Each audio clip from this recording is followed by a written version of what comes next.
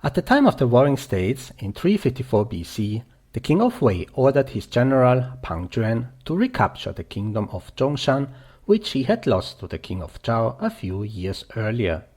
General Pang Juan saw that Zhongshan was just a small country, but it was very close to Zhao.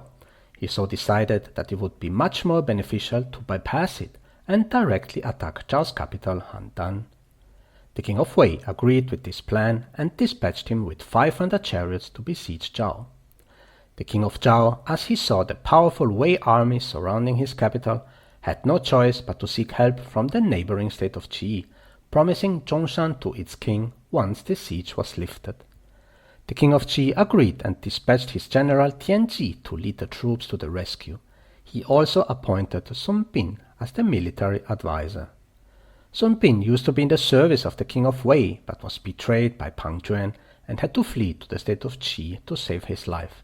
He still had a score to settle with his old enemy. And so it happened that once the troops of Qi reached the border into Zhao, Tianji wanted to push straight towards Handan. Sun Bin, however, stopped him and said, "To loosen a tangled rope, one does not pull at the threads. To settle an ongoing conflict, one should not join the dispute. To resolve the impasse, we must find any weak points and use them to our advantage, so that eventually both sides will be forced to give in. The elite troops of Wei have all been engaged in the siege. If we attack Wei directly, Pang Juan will have no choice but to return to defend it.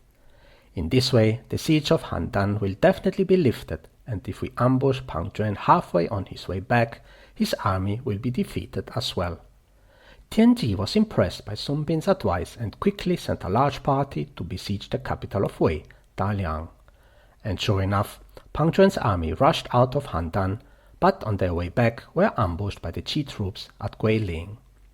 The Wei soldiers, exhausted from the long forced march, were unable to form any resistance and were utterly destroyed. Pang Juan barely escaped with his life. Eventually, the Qi army won a great victory. The siege of Zhao was lifted, and Sun Bin became famous throughout the ancient kingdoms, his military strategies still known to this day.